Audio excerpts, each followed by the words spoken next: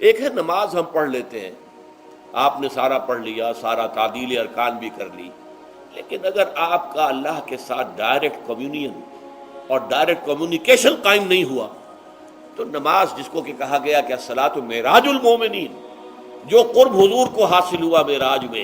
وہ ایک بندہ مومن دنیا میں رہتے ہوئے حاصل کر سکتا ہے نماز میں،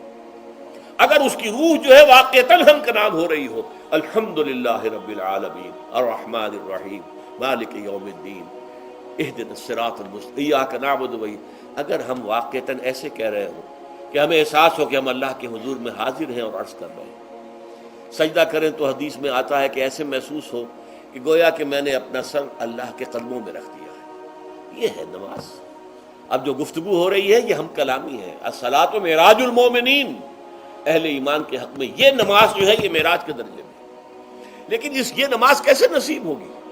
اگر روح سوئی ہوئی ہے، دبی ہوئی ہے، پسی ہوئی ہے، مزمحل ہے یا مردہ ہے؟ یہ نماز کیسے حاصل ہوگی؟ چاہے آپ پانچوں وقت کی نماز پڑھ رہے ہو، چاہے آپ نے ہیبٹ بنا لیا ہو نماز کو، چاہے خوش بھی ہو گیا ہو، لیکن یہ کہ جب تک وہ روح بیدار نہ ہو، جب تک ہم کلامی نہ ہو،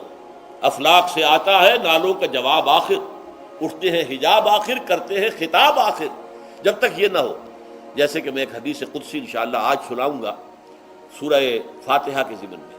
کہ اللہ تعالیٰ کے سامنے جب کھڑا ہو کر انسان جب کہتا ہے انی وجہت وجہی للذی فطر السماوات والارض حنیفا، دائیں بائیں سے بالکل اپنا تعلق کاٹ کر میں نے اپنا رخ کر لیا ہے اس اللہ کی طرف جس نے آسمانوں اور زمین کو پیدا کیا۔ اب یہ توجہ وجہ تو اگر یہ تو ہے چہرہ تو ہم نے کر دیا خانہ کعبہ کی طرف، اندر سے ہماری روح متوجہ نہیں ہوئی، وہ سوئی پڑی، اسے پتہ ہی کچھ نہیں کہ کیا ہو رہا ہے، تو اس صورت میں وہ کیا ہے؟ ظاہری بات تو پوری ہو گئی، نماز کا ثواب ہو جائے گا، فرض کی ادائیگی کا ثواب مل جائے گا،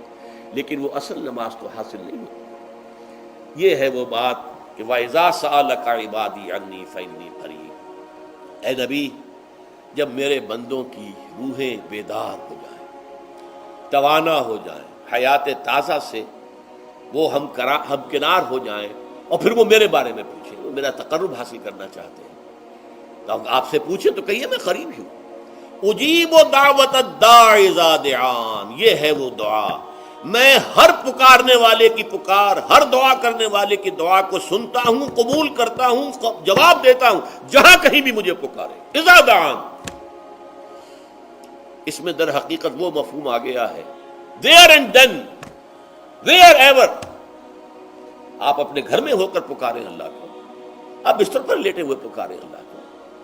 الذین یذکرون اللہ قیاما وقعودا وعلی جنوبہم، ہاں ٹھیک ہے بعض مقامات بعض اوقات قبول دعا کے لیے زیادہ سازگار ہے، حرم میں جا کر دعا مانگی جائے، اور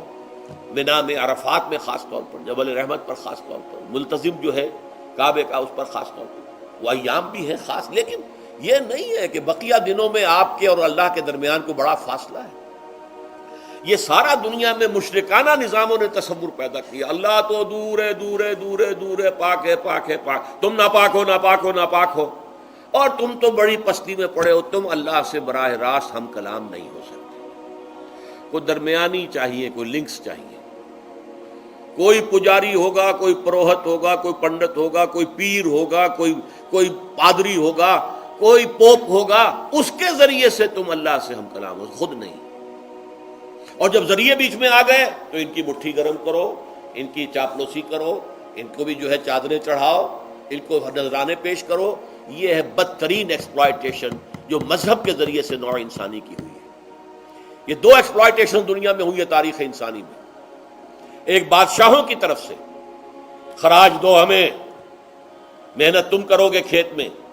آدھا حصہ ہمارے پاس آئے گا، ہم عیش کریں گے، ہم سٹینڈنگ آرمیز رکھیں گے تاکہ ذرا تم بغاوت کرو تو تمہارا سر کچل دیا جائے۔ یہ ایکسپلائٹیشن بدترین،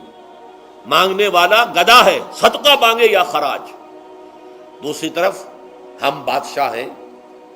ہم چندر بنسی سورج بنسی خاندان ہیں، ہم راجپوت ہیں، حکومت کرنا ہمارا حق ہے۔ اور یہ پنڈت پروہت جو ہے وہ بھی کہیں گے کہ ٹھیک ہے، نصف لی و نصف لک وہذا قوم جاہلون، یہ عوام جو ہے ان کا خون چوسو، ہمیں یہ نذرانے پیش کریں، بتوں کو آ کے چڑھاوے چڑھائیں اور تمہیں خراج دیں اور ٹیکس دیں۔ They are to be exploited, exploit ہوگا۔ اسلام نے آ کر دونوں کا خاتمہ کیا، کوئی ملوکیت نہیں۔ زکوٰۃ ہے تو غربا کے لیے، بادشاہ کے لیے نہیں ہے، یہ تو غربا کے لیے، لہذا کوئی ٹیکس نہیں۔ نمبر 2، اللہ سے ہم کلام ہونے کے لیے کسی دربان، کسی جو ہے پہرے دار کی مٹھی گرم کرنے کی ضرورت نہیں، جب چاہو ہم کلام ہو جاؤ۔ دل کے آئینے میں ہے تصویر یار، جب ذرا گردن جھکائی دیکھ لی۔ یہ تو تم ہماری طرف متوجہ نہیں ہوتے، ہم تو ہر وقت کہتے ہیں، ہر شب کو آخری لمحات جو ہیں، آخری جو گھنٹے ہیں رات کے، سمائے دنیا تک ہم نزول فرما لیتے ہیں تمہارے لیے، اور پکارنے والا پکارتا ہے، حل من مستغفر فاغفر له، ہے کوئی استغفار کرنے والا کہ میں اسے بخش دوں؟ حل من سائل فاعطیہ، ہے کوئی مانگنے والا کہ میں اسے عطا کروں؟ تم ہی سوئے رہتے ہو، انٹا غفیر رہتے ہو، تمہیں ہماری طرف توجہ نہیں ہے۔ اگر ہماری طرف متوجہ ہو جاؤ تو جیسے کہ اقبال نے کہا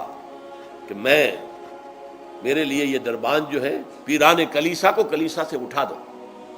کیوں خالق و مخلوق میں حائل رہے پردے،